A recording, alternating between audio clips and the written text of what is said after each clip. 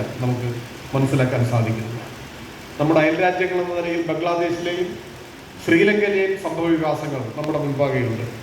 ബംഗ്ലാദേശിൽ ഇപ്പോൾ അവിടുത്തെ സാമൂഹ്യമായ അരക്ഷിതാവസ്ഥ, അതിന് പരിഹാരം കാണാതെ നീളുന്നത് ആശങ്കയോടെ ലോകം കാണുന്ന അനുഭവവും നമ്മുടെ മുൻപിലുണ്ട്. ശ്രീലങ്കയെ സംബന്ധിച്ചിടത്തോളം പുതിയൊരു ചരിത്രമാണ് ശ്രീലങ്ക സൃഷ്ടിച്ചിട്ടുള്ളത്.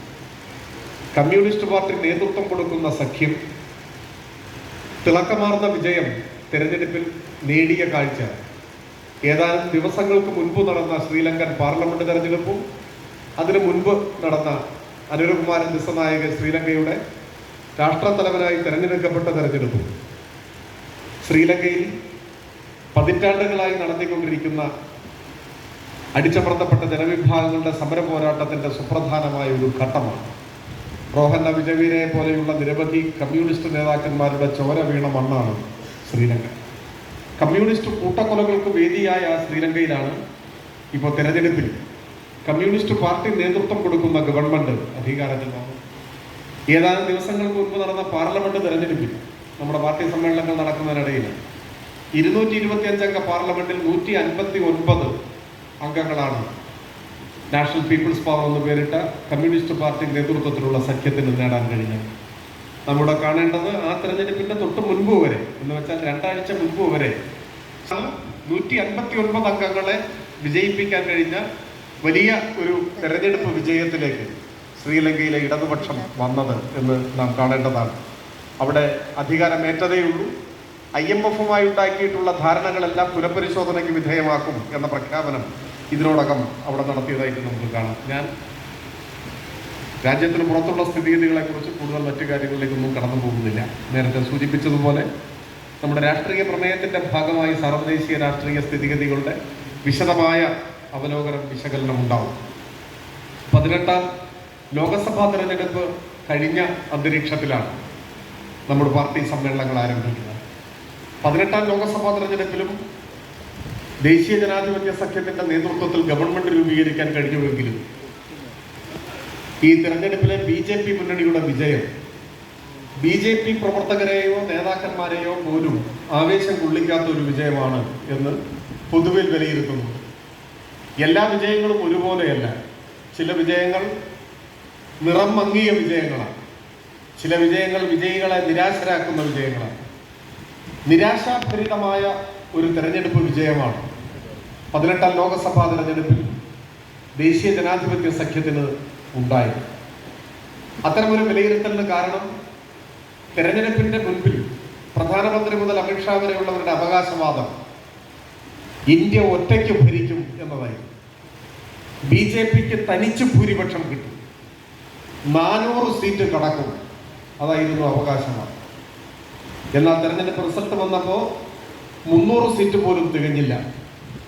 തനിച്ചു ഭരിക്കും എന്ന അവകാശവാദം ഉയർത്തിയവർക്ക് തമ്മിൽ ചേരാത്ത സഖ്യകക്ഷികളുടെ അസ്ഥിരമായ പിന്തുണയുടെ അടിസ്ഥാനത്തിൽ ഗവൺമെന്റ് രൂപീകരിക്കേണ്ടതായി വന്നു.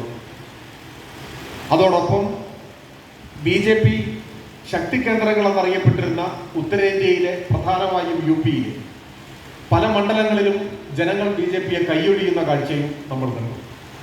ശക്തി കേന്ദ്രങ്ങളിൽ തിരിച്ചടി ആരംഭിച്ചിരിക്കുന്നു എന്നത് ഇന്ത്യ മാറുന്നു എന്നതിൻ്റെ സൂചനയായി നമുക്ക് കണക്കിലെടുക്കാവുന്നതാണ്.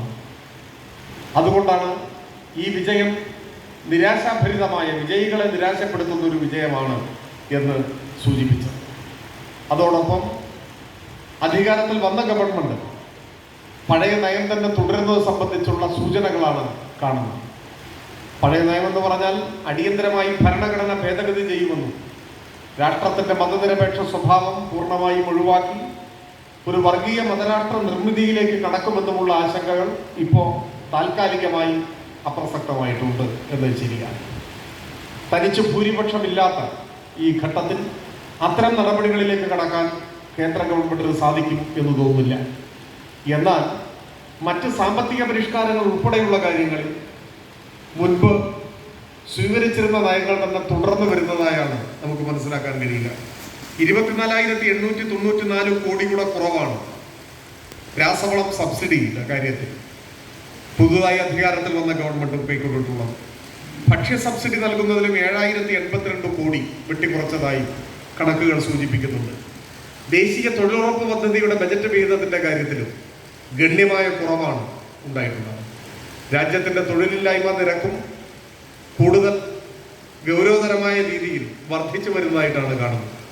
7% നിന്നും 9% തൊഴിലില്ലായ്മ നിരക്ക് വർദ്ധിച്ചു എന്നതാണ്.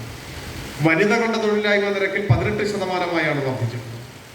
രാജ്യത്ത് പെട്രോളിന്റെയും ഡീസലിന്റെയും വില ഒട്ടും കുറയാതെ ഉയർന്ന അളവിൽ തുടരുകയും, എന്നാൽ ഈ കഴിഞ്ഞ ഏപ്രിൽ മുതൽ അന്താരാഷ്ട്ര വിപണിയിൽ ക്രൂഡ് ഓയിലിന്റെ വിലയിൽ $89.40 എന്നത് $73.59 കുറഞ്ഞു. എന്ന് വെച്ചാൽ ഗണ്യമായൊരു കുറവാണ്, 18% കുറവാണ്. ആഗോള വിപണിയിൽ ക്രൂഡ് ഓയിലിന് 18% വില കുറയുമ്പോഴും ഇന്ത്യൻ വിപണിയിൽ അത് പ്രതിഫലിക്കുന്നില്ല എന്നത് ആ രംഗത്തെ ചൂഷണത്തിന്റെ സാഹചര്യങ്ങൾ ഗൗരവമായി തന്നെ തുടരുന്നു എന്നാണ് സൂചിപ്പിക്കുന്നത്. മണിപ്പൂരിലെ സ്ഥിതിഗതികളെ സംബന്ധിച്ചും നമ്മുടെ രാജ്യമേറെ ആശങ്കയോടുകൂടി കാണുന്ന നിലയാണ്. സത്യത്തിൽ ഇന്ത്യക്കകത്ത് വിഭജിക്കപ്പെട്ട മറ്റൊരു രാജ്യം എന്ന നിലയിലാണ് മണിപ്പൂർ. ഒരു സംസ്ഥാനം 2 രാജ്യങ്ങളായി വിഭജിക്കപ്പെട്ട പോലെ അക്ഷരാർത്ഥത്തിൽ.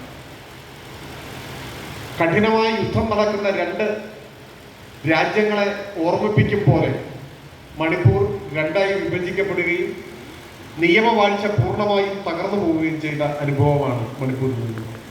പ്രധാനമന്ത്രി നാളിതുവരെ അവിടെ സന്ദർശിക്കാൻ തയ്യാറാകാത്തത് ഉൾപ്പെടെയുള്ള കാര്യങ്ങൾ നമ്മുടെ രാജ്യം ഗൗരവത്തോടെ ചർച്ച ചെയ്യുന്നു.